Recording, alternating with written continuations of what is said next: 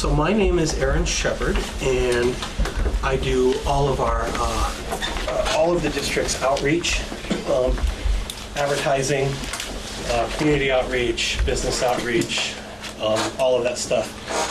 I help to run our recycling programs, and I also run our composting programs. Our composting program consists of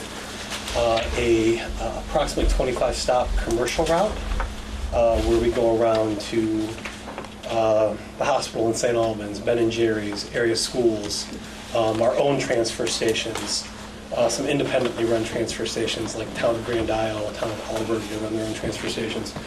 And we collect food scraps and then take them to Hudak Farm in Swanton where they're composted.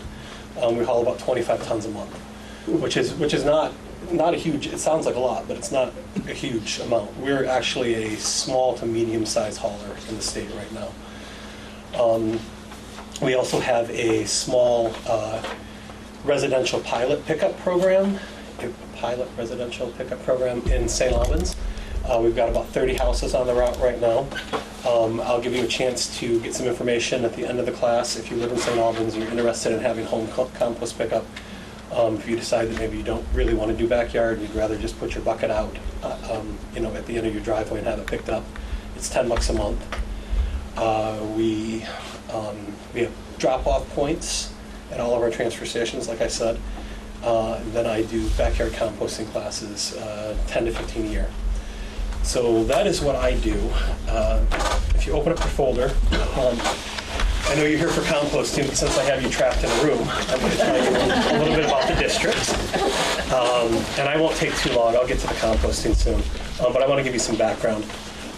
So I don't know how much you know about waste, but I'm going to start at the beginning. So for a long time in Vermont, and in a lot of other places, every town had its own little dump. As waste regulations changed, towns found it increasingly more difficult, more expensive to run their own dumps. You started to see town dumps get closed, 70s in there. A lot of town dumps had just unlined holes in the ground where things were seeping into the groundwater and stuff. And so in the 80s, the Vermont legislature enabled towns to band together and form municipalities in order to pool resources and make things less expensive by pooling money together. So we are the district for all of the towns in Grand Isle and Franklin County except for Fairfax. And we run 5 drop-off points. The big drop-off point here. Also one in North Hero, one in St. Albans, one in Montgomery, one in Bakersfield. And we provide places for people to get rid of things like tires, appliances, light bulbs, batteries, all of that stuff that you can't put out on your curbside. And we do it a little bit more cheaply than some of your for-profits might do it because we're government.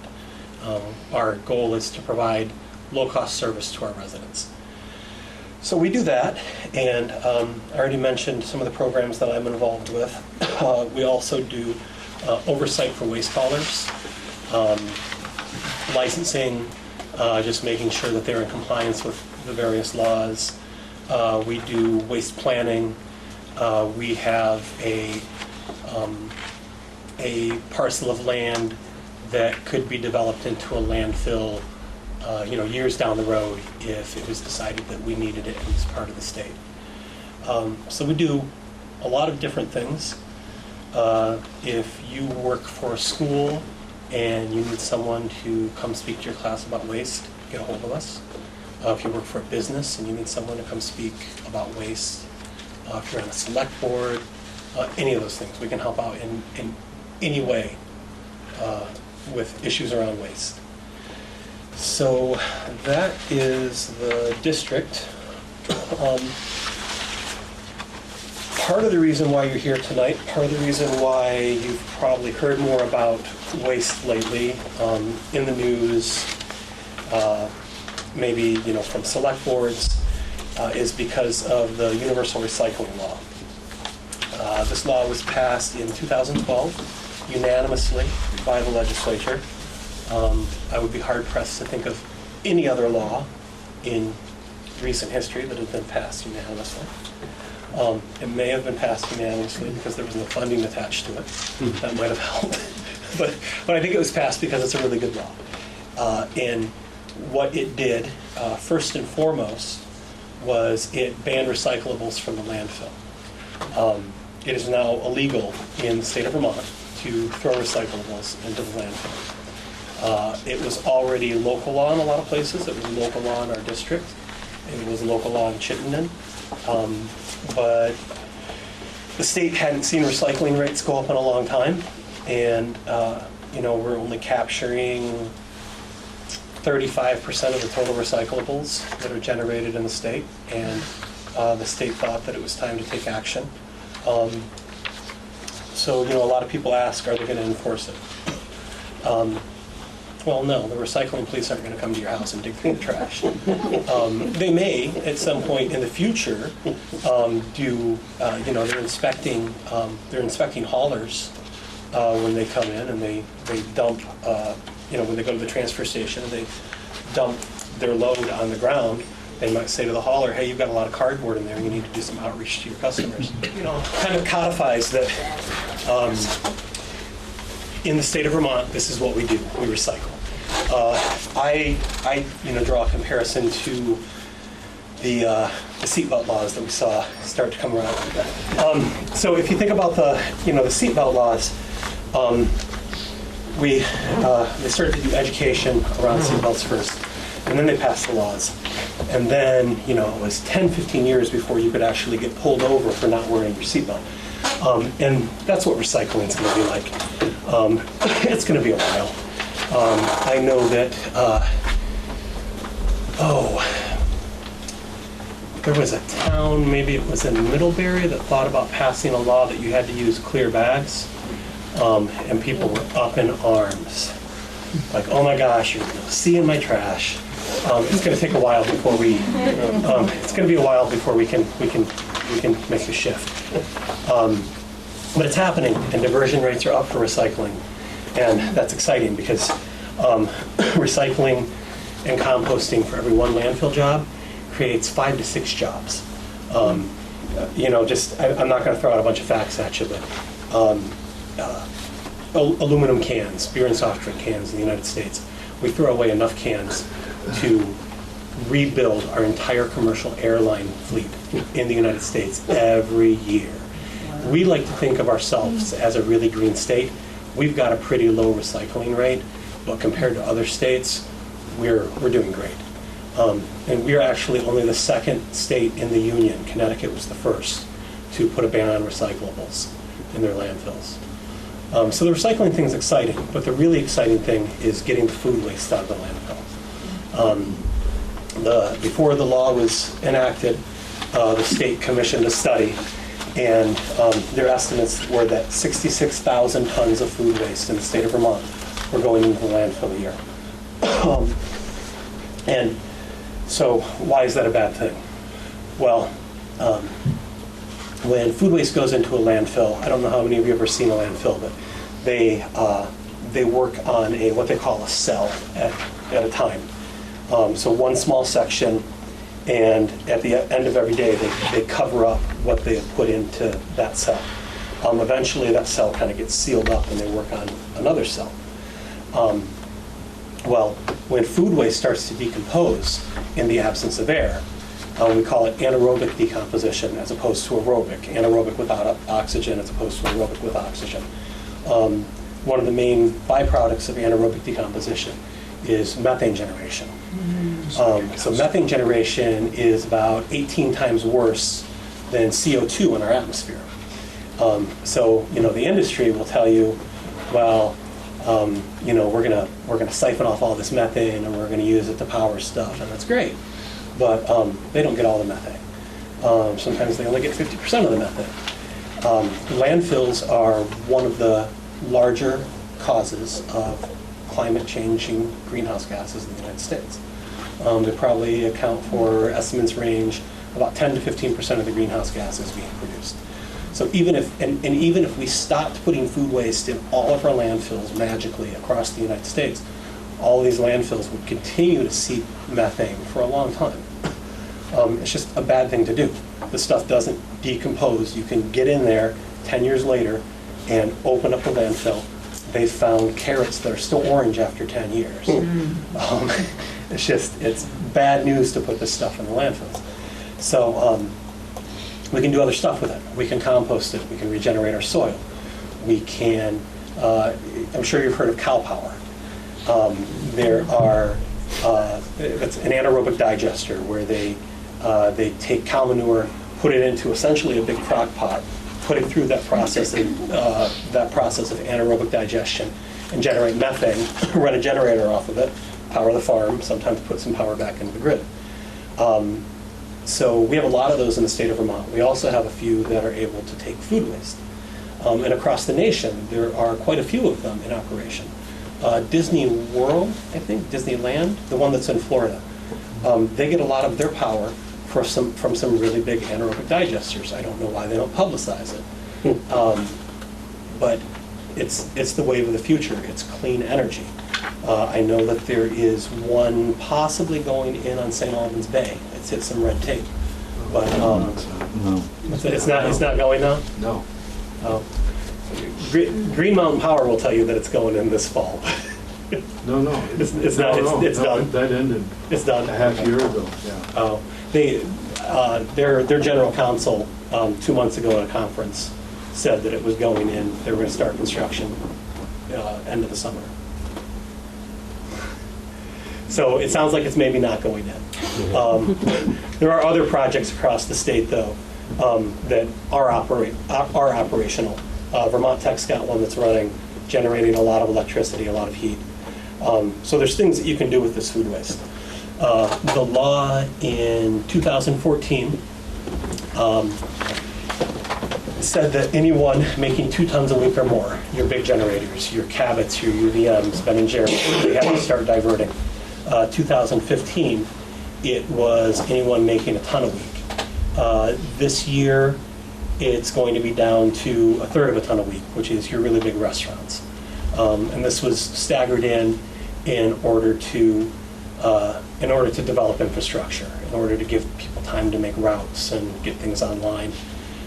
So in 2020, when food scraps are banned from the landfill altogether, it should be a relatively easy transition.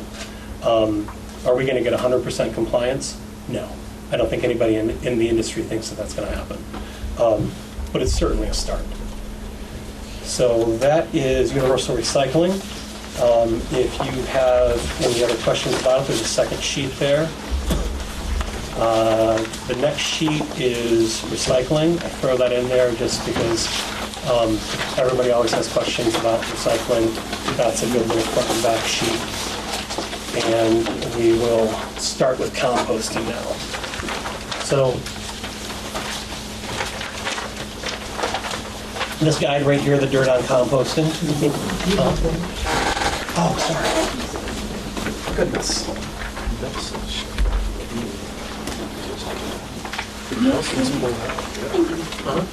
Does anybody that just came in need a pen for notes?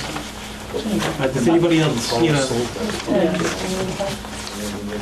Does everybody have a folder? Yeah? I'm out of the loop now.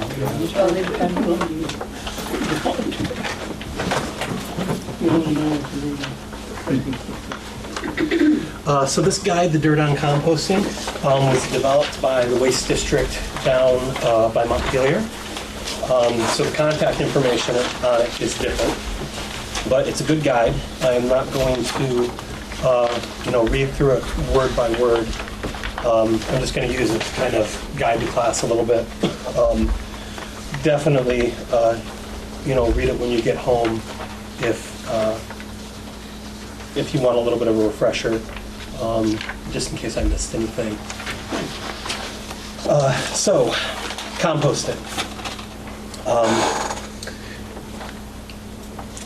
So there are a lot of old abandoned homesteads in the state of Vermont. I know up the hill from my grandma's house in Underhill, there's a big field where there were a couple of different houses at various times, and there's still old apple trees up there. We go up and collect some of those apples and sauce them. Some of them probably get eaten by the bears and the raccoons, but a lot of them end up on the ground, and they don't, magically disappear. They kind of decompose into the ground. At the end of the fall, the leaves fall on top of those apples, and by springtime, all of that stuff is well on its way to being broken up and composed. And if you dig down through that first layer and you dig down further, and I was just showing my son this the other day, you see that some of the leaves are even more decomposed and more broken up, and you get down further and you start to see that it's hard to even tell what the material was. It's in such small pieces, and then you get down to where it's really dirt. Nature is composting all the time, every day. And people have been composting for a long time too. There's evidence in old Indian texts from 2,000 years ago of composting in India. So it's not a new thing. I know growing up, we always had out by the tree line, we had a pile where we would throw food scraps after dinner, where Grandma would send the kids out with the Tupperware bowl to pour the food scraps. Grandpa would empty out his lawnmower bag and throw grass clippings on there. And he wasn't actively turning the pile and composting, but that stuff was composting. The stuff that the animals didn't get, it was composting. This is something that people have done for a long time. It's a rather recent phenomenon that everybody just throws all their food waste into the trash. It comes from our culture of convenience. Even back in some big cities in like the 40s and 50s, they had food scrap collection. I've heard it referred to as a honey pot. They would come by with the truck and they would pick up your little pot and take it out and dump it. And it didn't go to the landfill. So it's not a new thing. And a lot of people in Vermont never stopped composting. And I think that's why we have a good chance of transitioning back, keeping our food waste out of the trash, because it's not a new thing to a lot of people. So, if you've never composted before, how do you get started? You have to make a slight change in how you do things in your kitchen. You already have a trash system in your house. You have a trash can, over in a corner underneath the sink, but you have a system. When you have a piece of trash, you put it into the trash can, and then when the trash can is full, you take it outside and put it into your cart to take it out to the curb, or you take it to the dump on Saturday morning, but you have a system to handle your trash. So you need a system to handle your compost. So you need to start off with something on your counter or underneath your sink in order to accumulate the food waste. A lot of people use an old coffee can, an old Tupperware, things like that. So you have something right there while you're cooking, so you can throw those peels, throw them into the can. You can scrape your plate into it when you get done. We have for sale, and this is going to sound like a sales pitch, but it's not, because I'm selling them for below cost. We have these. I've got these for $5, and at the end of the class, if there's anybody that wants to buy composters or these, I have them in the warehouse. This retails, if you go down to Bed Bath & Beyond in Williston, I checked, they've got these for $19.99. We've got them for $5. They have a locking lid. They've got a lid that, well, they're a little bit stiff in the beginning, but they lock into place like this, so you can scrape plates into it, and it comes back like that too, so you can dump it easily. It's got a little handle. It's got holes in the top that bugs aren't going to get into. The holes are so you don't get that anaerobic decomposition that I was talking about, that stinky sewer methane smell. But by all means, if you don't need one of these, if you can find something to repurpose, it doesn't make sense to me to buy something to reduce waste. Bed Bath & Beyond has got $50 jobs too, the stainless steel ones. There's a whole range. So you've got your container for your kitchen. So after that, you need probably something to accumulate it in. You probably don't want to be running out to your compost pile every time that fills up, especially not in the wintertime. So what we use at my house is a 5-gallon bucket. We've got a screw top lid on it, and I bring it in here and dump it when it's full. My family, there's 4 of us. We cook at home most of the time. We eat our leftovers, and we make about 5 gallons a week worth of compost. If you have one of those buckets, you can put it in your garage, put it out on your back porch. When it gets full, you need someplace to dump it. So if we turn to the next page, it lists the different types of compost containers. There's a lot more. It suggests a pit. You could just dig a hole and bury it. It suggests that you could lay it right directly on top of your garden bed and cover it with a little bit of leaves. I've had some farmers tell me that they take their stuff and go throw it right out in the field.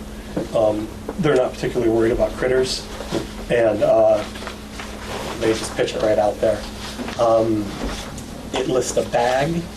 You could make one with a black plastic trash bag. You could poke some holes in the sides so you don't get that anaerobic decomposition. You can go all the way up to buying a store-bought composter. There's tumblers that you can buy for $300. I've seen people use snow fence. A lot of people use pallets. You just need something to contain it in.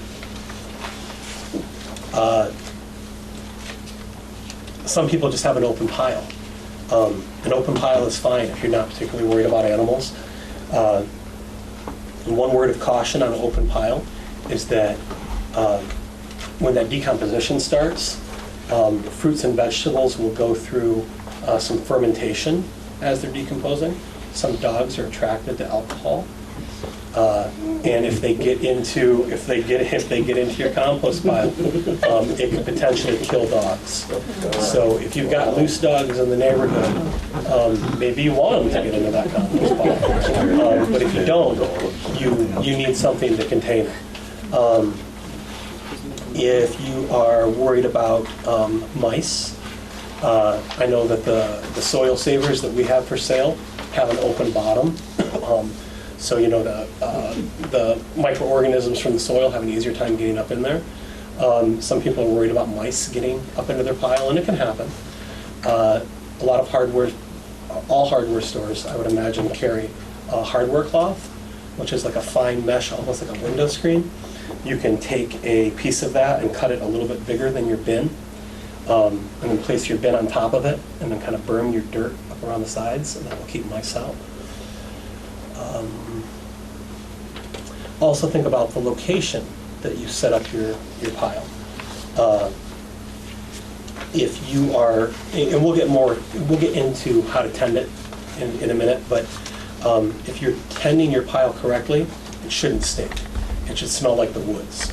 You should really honestly be able to put your head down into your compost container, and it shouldn't repulse you. It should smell like dirt, because that's what you're trying to replicate, that natural process.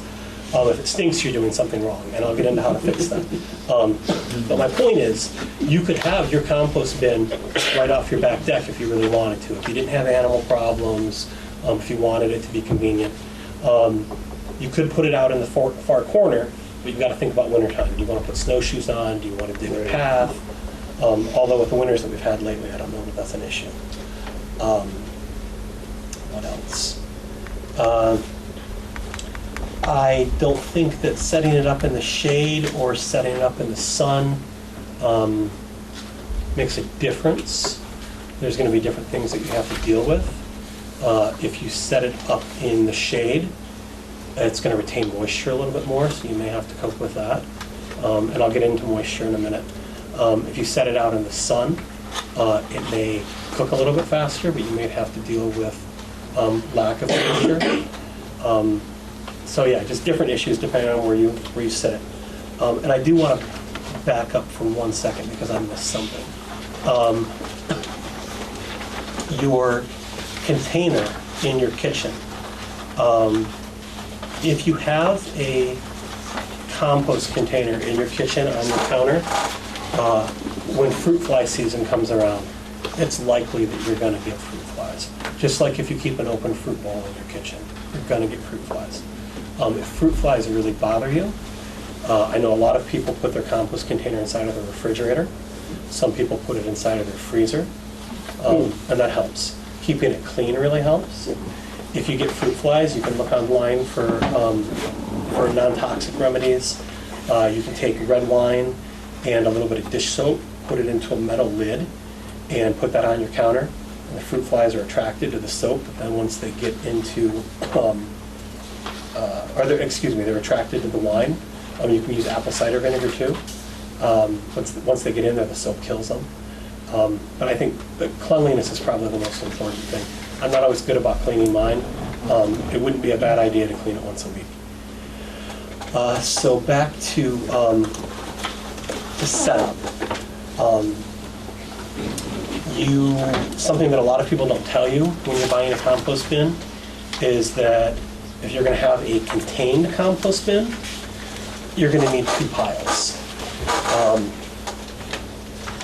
If you have 2 square bins, so if you have a square bin and you're adding to it, at some point you're going to fill it up and you're going to have fresh stuff in there that you probably don't want to just dump it out onto the ground. I mean, maybe you do. Maybe you don't have a lot of animals around where you live, and maybe a little bit of fresh stuff in that pile wouldn't be a big deal. But more than likely, you're going to need a second pile to start adding to. So by the time that second pile gets full, that first pile is completely decomposed. It's something also to think about in the wintertime, especially if you have a big family. There's a chance that you could fill up your container halfway through the winter and not have any place to put your stuff. So when winter comes, it's a good idea to try to have as much capacity as possible. Empty out your pile if you need to, so you have a fresh start. Normally around after Halloween is when the microbes inside of that compost pile really start to slow down. People hot? They want some fresh air? Yeah.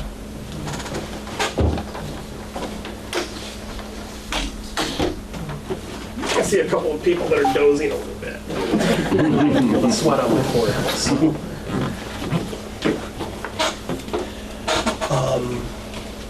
So we do sell composters. The composter that you saw in the postings that I made is this composter. This is a classic. It's been around for a long time. It's made in Canada out of 100% recycled materials. It doesn't have a bottom, like I said. It's really easy to assemble. It lasts for a long time.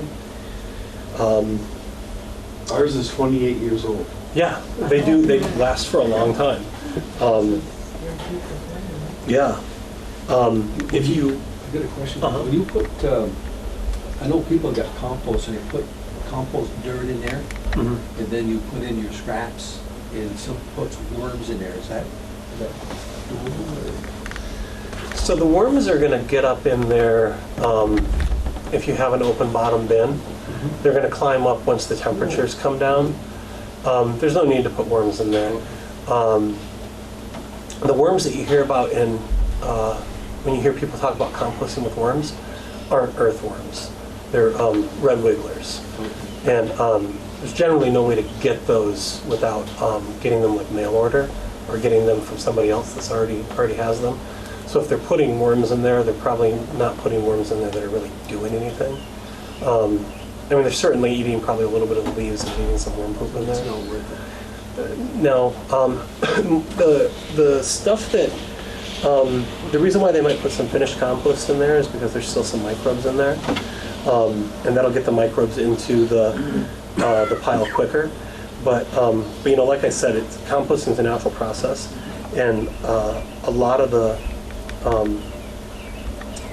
microorganisms that you need in there are airborne, and some of them are in the ground.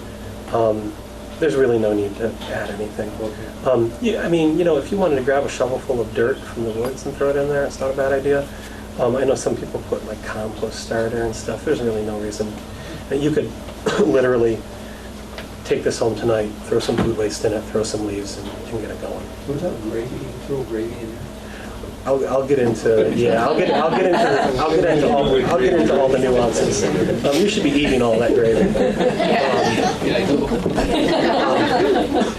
This composter, if you buy it, you'll notice that it has a little trap door here and I think on the other side, and they suggest that you can pull that up and get some of the dirt out of the bottom. That's not the way I use mine. I just use mine as I thought I heard somebody come through the door. I just use mine as a big container, and when I turn it, I get in there with a pitchfork and kind of just grab it from the bottom and flip it all around. And I never harvest any compost out of mine until I can't shove anything else in there, until it's getting to be kind of a bear to turn it.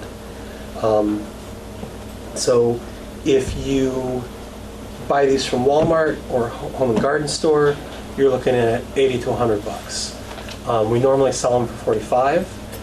I got a grant through the Agency of Natural Resources that knocks it down to 23 because they're trying to get these into people's hands. If you don't want to buy one tonight, but you still want to buy one, I can write you out a little voucher so you can come in at a later date. And my guys in the warehouse know you can just drive through, give them the voucher, they'll let you buy one for 23 bucks. So, you know, there's no pressure. You can get the voucher and make up your mind later. Their supply is $179, just like that. Yeah. Yeah. I just have a question.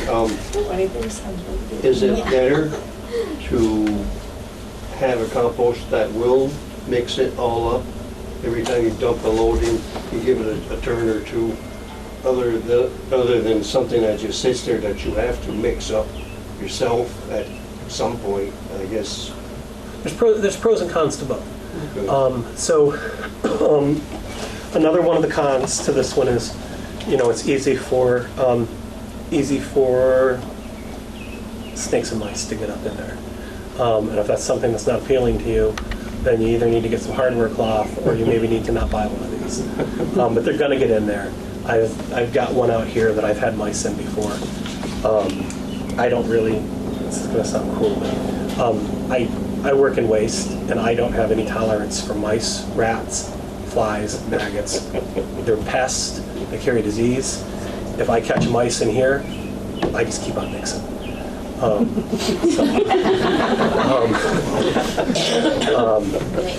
No melt steaks. So, we've had some, in the past we've had some rat issues here, and I don't have any tolerance for vermin at all. The other option that we have is a tumbler composter here, and it is made by a gentleman out in North Hero, and I've got those for sale tonight too.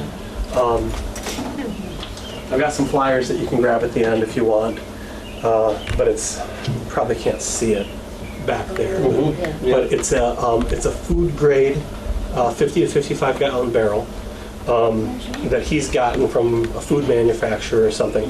He repurposes it, drills some holes through the side, puts a piece of rebar through the center, and he builds a little stand. We sell these for $75. I know they're more expensive at home and garden places. You might save a couple of bucks if you drove out to North Hero and got it from him. But You want to pass that around? yeah, and I've got some of those flyers, like I said at the end. With your basic soil saver, the one that I just had, because there's no bottom, I think it tends to lose moisture a little bit more easily. I have only ever watered a compost pile once, and I'll get into moisture again as we go along, but I have occasionally taken the top off when I knew it was going to rain and I saw that it was a little bit dry, but I've only put water into my compost pile just a handful of times. and I've had these piles going, I think, for 3 years now. With a tumbler composter, it's a little bit more airtight. There's still some holes in there, but they tend to retain moisture. So you've got to mess with your recipe a little bit more. Not a little bit more. You've just got to change your recipe a little bit because you're retaining moisture. Those get a better mix because you can turn it. But if you think about it, a gallon of water is 8 pounds. That's a 50-gallon drum. I don't know how much food is, per gallon, but I'm thinking that you could potentially get about 400 pounds in there. I'm not a small person. I've had my one out there slip out of my hands before when I was turning it and flip around and hit me in the head. So you've got to be careful, especially if you're a small person. But it's just a slightly different, it's the difference between driving a truck and driving a car. It's just slightly different. So, compost ingredients. So up in the corner of this page, it talks about carbon to nitrogen ratio, 30 to 1. Some of you that are science people, if you had I've seen little cards that you can buy that say avocado has this much nitrogen and this much carbon, banana peels have this much. Nobody's going to do that. When you are thinking about recipe for your compost pile, think of your food waste as green. A lot of the stuff in there is green. Green is your nitrogen-heavy stuff. Think of your leaves and things like newspaper, cardboard, toilet paper rolls, bills. I would rather see that stuff go into the recycling, but if you need carbon for your pile, all of that stuff is brown because it's all wood. So you need 1 part green to 2 to 3 parts brown. Now the reason why you have that variable, the 2 to 3, is because the brown serves, the carbon and nitrogen make a chemical reaction, and that's how your compost happens. But that brown serves to soak up some of the moisture. So if you noticed that your pile was really wet, and it was like starting to stink because a wet pile will mat, and then you'll get your anaerobic decomposition. You'll start to get that methane. You may also get maggots because they like that wetness. So if your pile is getting too wet, then maybe you need to throw in a little bit more leaves. If your pile is dry, maybe you need to back off the leaves a little bit. And after you play with it for a little while, it's kind of a fun science experiment. You'll figure it out. And so, composting in your backyard makes leaves like no longer a nuisance. It makes them valuable. I know, and I'm not going to say any organization's names, but I know of a trash hauler that was collecting leaves across 2 different districts. And there was a question about what district some of those leaves were ending up in. And I know that one district called the other district and said, hey, better leave our leaves alone. So as we're processing more food scraps, leaves are, I don't know if they're ever going to become a commodity, but people need them. So in the fall, when you're thinking about getting rid of your leaves, you need to think about saving some of them because you need to have enough leaves to make it through the whole year until the next fall. You can use grass clippings too, but you need to wait until they're nice and brown. When they're green, they're nitrogen. Pizza boxes work really well, even if they have cheese and stuff on them. I'll get into that. Do you shred them? You do. And so the smaller the pieces, the smaller something is, the more surface area there is for microorganisms to work on it. So yeah, tear that stuff into little tiny pieces. You definitely want to have, you want variety in your compost pile. Think about if you had a pile of pencils that was 10 wide, 10 high. It was a nice little cube of pencils. Think about the airflow that would be going through there. now think about if you had all those pencils like this. You don't want a bunch of stuff, you get a lot more airflow through those pencils. You don't want a bunch of stuff that is exactly the same size in your compost pile. You can probably get away with just leaves and food, but you could use sawdust. But you wouldn't want to use just sawdust because you would have a bunch of really tiny, small stuff, and you would restrict your airflow. Probably wouldn't be a bad idea, if some little sticks made their way into there. That makes it so you have more airflow. So we have no leaves at all in our house, nothing, just some evergreens. So we'd have to completely rely on like newspaper and boxes and little sticks. Will Yeah, that work? yeah, Get some leaves in. yeah. Well, so if you were just using pine needles, you would have that. You would have that problem with a lot of stuff of the same size. if you mix it, they're brown. But you also, pine needles are really acidic. Like if you think about how pine needles underneath the tree kill off all the grass, you could end up messing up the pH levels in your compost pile. You need variety. Even with leaves, you get different kinds of, you do have some variety. But if you're just trying to use sawdust or just, even if you're just trying to use like just newspaper, you might run into that matting up problem. You might have to offer to take some of your neighbor's leaves. Which I don't think would be an issue, But yeah, I mean, there's a lot of different stuff that you can use. You don't want to use any sawdust that might have any chemicals in it. You don't want to use too much hardwood sawdust because hardwood is kind of rot resistant. Too much cedar sawdust because cedar is really rot resistant. Some would be okay, but you are looking for a variety when you start to get into other stuff. These piles out here, I mainly use leaves. They get a little bit of sawdust sometimes, and they get pizza boxes. I have composted with just leaves and it was fine. But yeah, especially when you get into the smaller stuff, like I said, you start to get the matting. So there's lots of lists online of what's compostable. I've seen A to Z lists. I've seen a list of 100 things that you can compost. But basically anything that is coming out of your kitchen that is food, including eggshells. Eggshells take a long time to break down. Eggshells will be fine. Old spices are fine.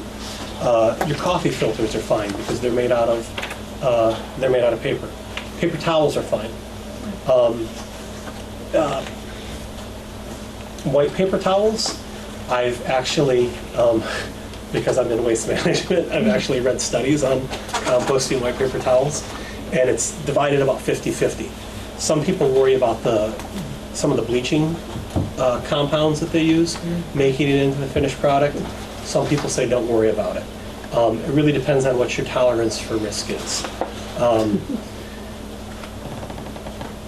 I mean, personally, something's going to kill us. I'm not overly worried about a little bit of bleach in my compost pile. If it really makes it into the end product, I got a question. Mm-hmm. You've got things that are to stay out. Yeah. Meat, bones, fish scraps. How do you fat and solid? I'm gonna get into that right now. Yeah. No, wait, compost, like banana peels, avocado pits, you're gonna get into that. Banana peels compost really well. Pits will take forever to break down. I wouldn't worry about it, especially if you have kids in the house and you're just trying to teach them to compost. I wouldn't try to teach them, I've got a little bit of compost over here on the side of the building that I'm still finding bits of avocado pits in from like 3 years ago. Or avocado skins, rather. But I teach my kids, throw it all into the compost container. That's a good way to look at it. Yeah, it's going to take a while to break down, but when you go to use that compost, that stuff is easy to get out of there. What time do we got? Okay, we're doing good. Tea bags are fine. except for some tea bags now are synthetic. Those aren't going to break down, obviously, like the polyester ones. I wouldn't drink out of that stuff anyways. Let's see what else. I would not, weeds are okay, but if they've gone to seed, I wouldn't put them in there. Most home compost piles aren't going to generate enough heat to kill those seeds. I've definitely grown some funky stuff out of compost piles. I bought compost this spring and I have little tomato plants growing all over the Yeah, place. because they didn't get their temps up high enough. You need to get up. This sheet says 131. I've always heard 145. Most backyard compost piles aren't going to get up to that heat. You generally need. They say that you need a cubic yard of mass to get heat. I've seen heat come in smaller piles, but a lot of people aren't going to see heat in their piles. What else? Yeah, that's a good list. We've hit most of that. Don't put diseased plants, blight and stuff in there. And if you're worried about compliance with the law, it's okay, once the law comes into effect. Because, leaves are banned from the landfill. And branches, like all of it, because we're trying to keep all that stuff out of the landfill.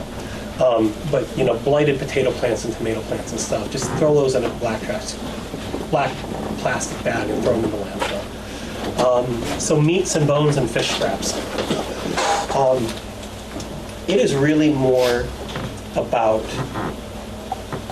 quantity than whether or not that stuff makes it in there. If you think about it, most people don't throw out a lot of meat, cheese, sour cream, things like that, because it's expensive and we eat it. If a little bit makes it into your compost pile, it's not really a big deal. If you look at my compost pile, there's bones in there. When we get pizza and we get some chicken wings, the kids throw the wing bones right into the compost pile. Now, if you start to notice that you're attracting a lot of animals, then I would back off. I would not worry about chicken wing bones. I would not throw a turkey carcass in there. I would throw that in the trash, and that's fine to throw it in the trash. But a little bit of gravy, I wouldn't worry about. But here's the caveat. Most of us in Vermont have access to responsible meat. You don't hear about a lot of E. coli breakouts in Vermont. Because that comes from factory farm meat. There is the potential, because you're not getting enough heat in the backyard pile, for disease transmission. Now, what does that look like? You throw some E. coli hamburger into your pile. Your compost is done. You take your compost and rub it all over your face. or you get some of your compost, but more realistically, you get some of your compost onto a plant in your garden, and some of that bacteria gets onto your hands, you touch your face. There's the potential for disease transmission. But again, it's how risk averse are you. I have never worried about meat in my compost piles. I'm still alive for now. But it's all about what your tolerance for risk is. Nobody's asked me the cat litter question yet. I usually have one person ask me the cat litter question every time. So, some animal feces are really good for your compost pile. If you've got chickens, that chicken bedding and the chicken manure is full of nitrogen. A sure way to get your pile really hot is to throw that used chicken bedding in there. And you'll see steam coming off your pile, like on cold mornings. But as far as animals that eat meat, you've got that chance for disease transmission. Cats and dogs. I am not positive about rodents, but my gut tells me hamsters, gerbils, things like that, I would not put that into a compost pile, just because rodents carry all kinds of nasty diseases. But if you've got sheep or goats, it's not a bad thing to put in your compost pile. Horse manure is wonderful for a compost pile. That's what's often used on a commercial level. Cow manure, I would wait for it to dry out some, just because out of all farm animal manures, cow manure tends to be the wettest. If you put it in your pile, you're gonna get some of that clotting up matting. I've never used it. I don't see any reason to not use it though.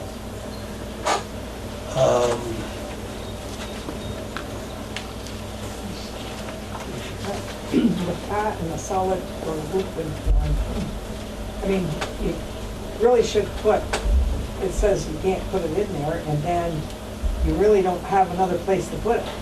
Yeah, when on the nights that we do fry something, I take the pan and dump it right into my compost pile. Oh, dude. Yeah, I've never had an issue with that. We don't fry foods that much.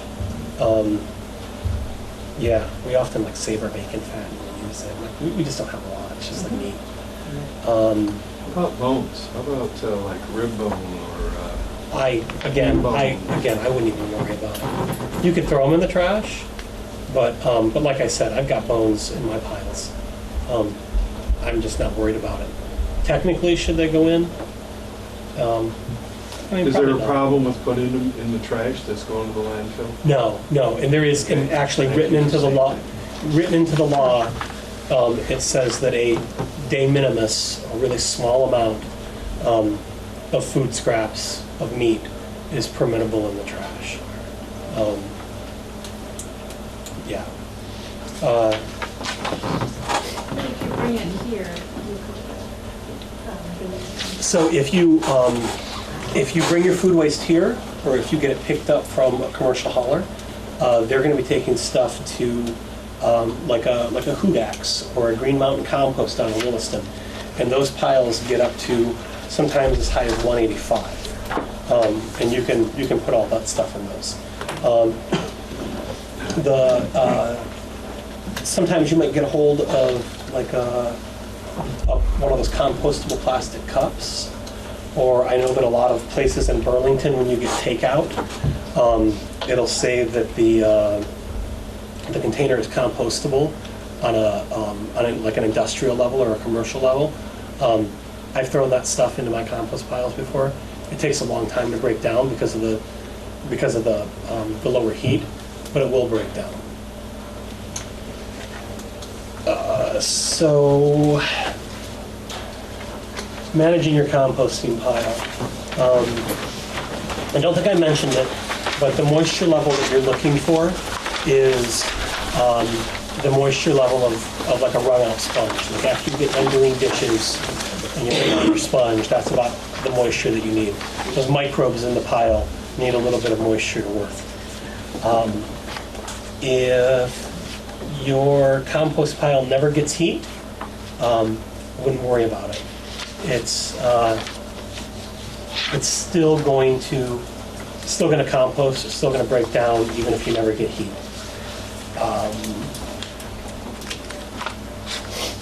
Turning your pile. You don't necessarily have to turn it. It's going to break down. It'll help if you turn it. You'll get more air into it.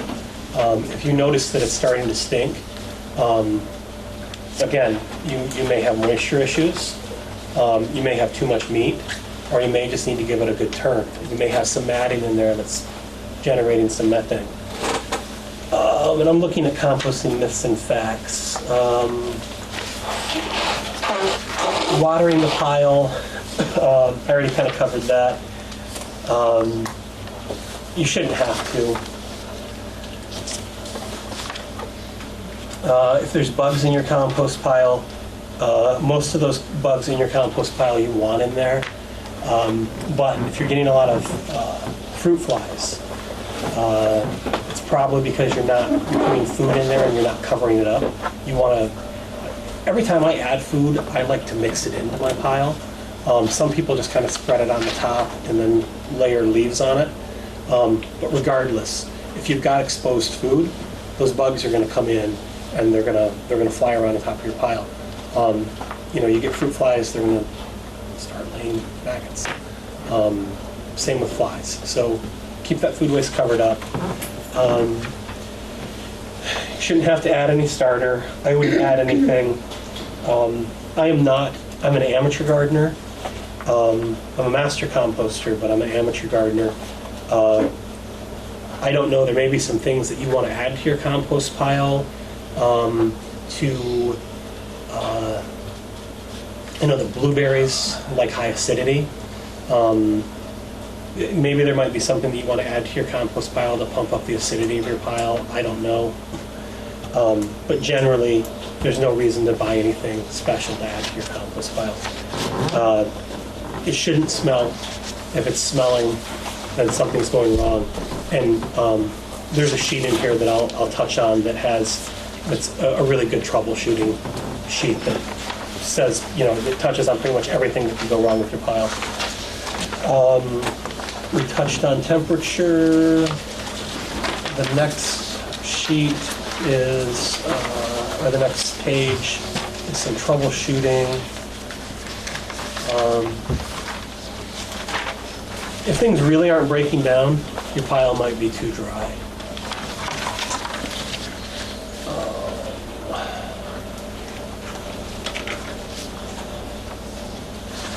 Page 8 talks about just getting going. We already talked about that. Maybe I mentioned it, maybe I didn't. I like to turn my pile once a week, sometimes twice a week. If you're turning it more than that, those microbes are at the center of the pile because that's where the temperatures are the nicest for them. And that's where most of the decomposition is happening.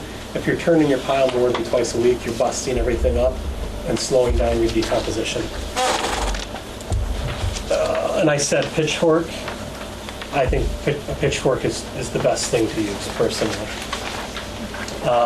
Page 9 talks about compost uses, making compost tea. Page 10 talks about composting with worms. I'm not an expert on that. We've got some around here somewhere.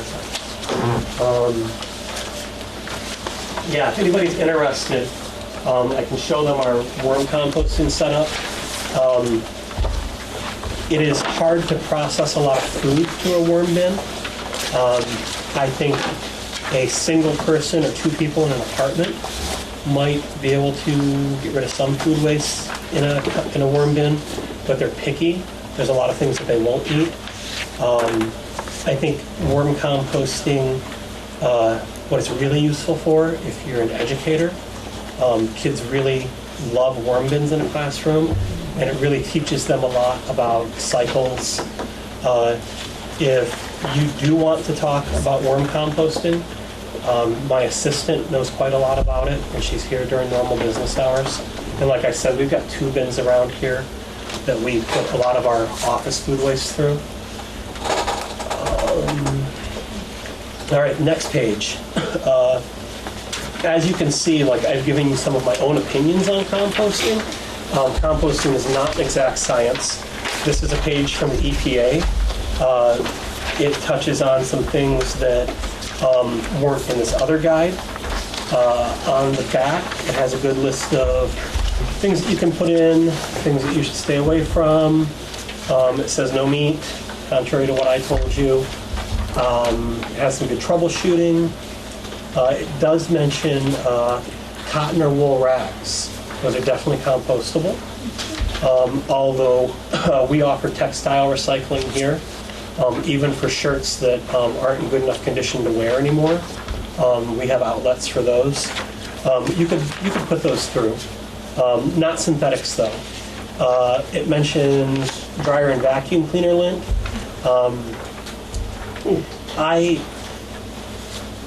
I'm not especially afraid of the bleaching agents in white paper towels. I'm not really fond of plastics. I know what plastics are doing to humanity. A lot of synthetics are made out of oil. I personally would not put dryer or vacuum cleaner lint into my compost pile. You're going to end up with basically a bunch of oil in your compost pile. And while I'm on that, if you're putting bills into your compost pile, to use for, as paper, I would look and make sure that it's printed on soy-based ink. I would not use colored magazines. For the most part, printing in the United States has switched over to soy-based ink, but I think that there are still some printers that use heavy metals. I know that heavy metals show up the most in the Sunday comics and in colored magazines. That's why, I don't know if you've ever watched, but if you burn your Sunday comics in your fire, they make pretty colors. I don't know if they still do that, but I know last time I did it, they did. There's still some heavy metals out there. I would not want heavy metals in my compost pile. Fireplace ashes, I would not put tons of fireplace ashes in my compost pile. I wouldn't think more than 5 to 10% of the total volume of your pile, just because they're so acidic and because you might get that clotting again. Pellet stove, it's hard with softwood. I would slowly feed it. Right.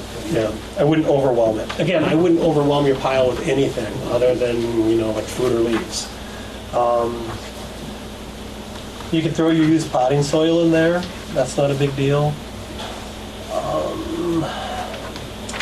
Black walnut tree leaves or twigs contain some substances that are poisonous to humans.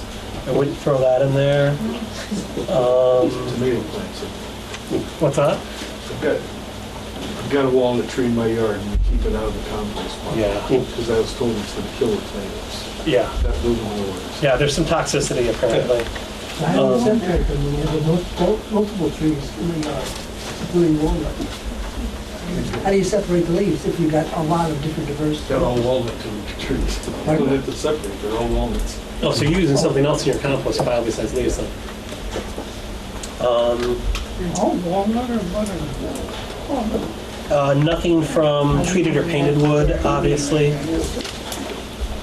The next, and we are getting close to passing it up. So university ag extensions are the ones doing research on composting. Cornell University has one of the most robust waste management programs in the United States. So if you really want to get nerdy about composting, go to the Cornell site. This page right here is from Louisiana State University Ag. This is a great troubleshooting front and back sheet. I'm not going to go through it all, but my favorite thing on here is, so if your pile bursts into flames, go get your sheet. The pile's too dry. You need to scatter it, extinguish the fire. But really, this is from Louisiana State. They probably have issues with higher heat down there. Piles really catch on fire. You'll see commercial compost piles catch on fire once in a while because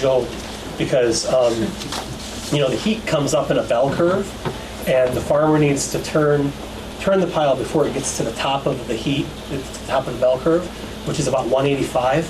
If they don't turn it soon enough, you can get some of that anaerobic decomposition and methane coming up through the pile, and those piles act like a chimney, which is, as a side note, when you make a pile, you do want it to be a pile rather than spread out, because you want a chimney, because you want that heat to draw upwards.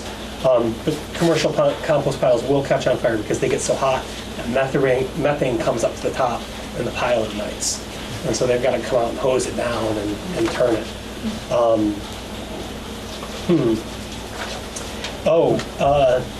Something I've never thought to tell people before in a class, but if you see white, kind of wispy, thready stuff in your compost pile, you'll know it when you see it. It's almost like a cotton ball. If you pull a cotton ball apart, it's I believe it's called mycelium, I think. But it's good for your pile. Don't worry about that. It's supposed to be in there. It shows you that things are going right. This next to last page is plans for a 3-bin pile, which is really a great way to do it. It gives you a lot of room. Some people will turn their pile back and forth to really get a good mix. Some people will work their way through the piles. We've got a big setup like this out in North Hero because we accept food waste there, but we don't want to truck it off the islands to Swanton, so we compost right on site. We fill up this first pile, start on the second pile, fill up this one, start on this one. By the time this one's full, this one's all the way broken down. You want to age your compost for, opinions differ, 6 to 12 months. There's the potential that some of the nutrient levels could be kind of high and you could burn some of your plants, but a 3-bin is a good way to go. I put this in here not because I expect you to build it, although some of you might. I put this in here because I just grabbed this offline from some university ag site. Plans are all over the place. I've heard of people making compost bins with old 55-gallon trash cans. They poke some holes in the sides. They work great. Really, you just need a container.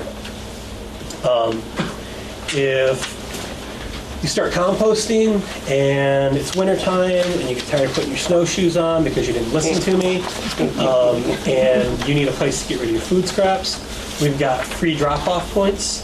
Hudak Farm in Swanton, right over the St. Albans town line into Swanton, past the new Walmart. He accepts food waste 365 days a year. We've got our hours for our sites that accept food waste. We take it for free. That is the folder. Oh shoot, I forgot to do it. Because now I'm not going to get as many people to sign up. So we give away twice a year a soil saver and a one of these countertop containers. The odds are usually pretty good. I normally get about 300 to 400 people signed up to draw out of, so it's way better than the lottery. But it's a ploy to get your email address so I can send you e-newsletters. I only send 1 or 2 a month. I'm not going to sell your email address. If you want to sign up for the drawing, give me your name, your town, your email. If you don't want to be on my e-newsletter list, give me that information, write in the margin, do not add, or just give me your phone number so I have a way to contact you. And I'm going to pass around 2 of these so it can go faster and people are more prone to sign up. You're not, I'm sorry. And I also, I saw somebody was from Winooski, and it occurred to me after I started doing promo, some people got the message, some people didn't, but if you're not in a district town, I can't sell you a composter, and I'm really sorry. But everybody except for the person from Fairfax and the person from Winooski are in district towns. I don't know if Chittenden is running the same promotion. They may be. I don't know if they applied for the grant or not. They've got the same composter for $45. If the person from Winooski, I don't know who you are, you don't have to raise your hand. If you really want the composter, I will sell it to you because it's my fault. The reason why I won't sell to the Fairfax person is because I'm a really mean guy. Because we're taxpayer funded, and I know that some of our people go into Chittenden sometimes. I know it for a fact. I know that some Chittenden people come and use our facilities, especially people that use people that live in Georgia and Milton. There's some crossover. But those people are paying taxes into the system. But Fairfax people are only paying tax into their system. So again, if the person from Winooski wants a composter, I'll sell it to you. And I just need to do a better job of letting people know that in the future. Couple more quick things.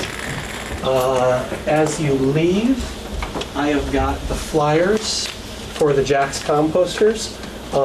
If all of these get used up, I'll grab more. I've got he must have spent a ton of money on flyers because he gave me like 300 of them. Oh my God. And I don't do that with our budget, Al. I only run what I'm supposed to run, what I know I'm going to use. Do you have those here? The Jacks? Yeah. I do have Jack's composters. They're $75, and I've got I was gonna give a 25 of them. there. I have one, Okay. and I'd like to get two more because it seems to be working. It's been a month, and we got chickens, so I throw Yeah. the chicken hind shavings in there. Uh-huh. It's a little wet, but it gets nice and hot. I think Yeah. we need to add more dry Yeah. leaves or something. Yeah. Because I don't want to wait 6 to 12 months. I ran a side-by-side comparison of a Soil Saver and a Jack's, and the Jack's is probably about 40% faster. Yeah. So just because of the good turn and, And I save up all our scraps in another trash can, so at the end of the month or 2 months, I'll just swap it out, oh yeah. start a fresh batch. And they're already starting to compost while they're sitting there, yeah. I also have Flip it around. you can- flyers for the Vermont Master Composter class. UVM Extension runs this. This is a really good class if you really, again, want to get really nerdy with it. It's a lot of class time. I think it's 12 hours of class time is what I went through. It teaches you everything that you could possibly ever want to know ad nauseum. And then I've got, this is another thing from Vermont Master Composter. It's a home composting guide. It's got a really quick how to get started, but it's also got information on the classes. Tumbling one right now. Okay. And then I have UVM Extension Master Gardener flyers. The Master Composter class I think is only $50. This will run you about $250, but it's a great class, and you will know everything you could possibly want to know about gardening. And I think that is about it. When are you gonna know if you want one of those? So, is there anyone in the room that just wants to get a voucher so they can buy one of the Soil Savers at a later date? Okay. 1, 2, 3, 4. Okay. All right, let me write those up really fast. So which one, would you suggest they want those bears now? Good question. You don't want to draw more bears, closer. 30-30. Probably the same. You know, I'm a beekeeper. That's what I want. Good question, Jen. I am not an expert on composting in bear country. Just because we don't have a lot of them in our district. I know there's some, I need to learn more about it. I would think a tumbler, but if they really wanted to get into that, I would think they would. They really wanted to get into the beehive last year. I would suggest that if you really want to compost at home, and I hate to do this, I would suggest that you call the Agency of Natural Resources, because they have people on staff that know more about it than I do. I've seen some literature that they put out. I haven't really honestly paid a whole lot of attention to it because it's just not a question that I get asked. UVM extension would be a good, yeah. Oh, and one other thing that I meant to touch on, I put my business card on the front of there, just so if you do have a composting question, feel free to call for me and ask for me by name. We're a really small office. There's only 6 of us up here in the front office, and if you call, you're going to get a human voice, and we can answer your questions. Let me write up these vouchers real fast.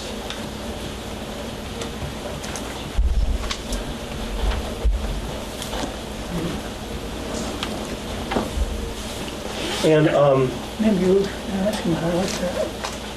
these vouchers are only good for our Georgia site. Is it one per person? Yeah. When do they have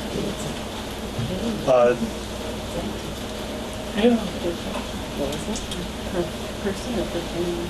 I believe May of next year.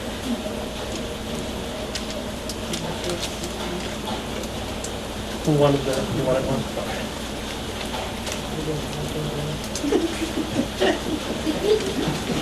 I would, I would call your town clerk. I called her. Yeah? Wall. Oh. Well, like I said when we spoke at the beginning, I think that it's only a matter of time before Fairfax joins the district. It's really a pain for everybody involved. It really is. We turn people away here. The one thing that you can use us for, and we don't publicize it, is if you have old, like an old TV or an old computer or computer components, you can bring those here because those are, that's a state program. And we can't turn you away. So. There's not many components here.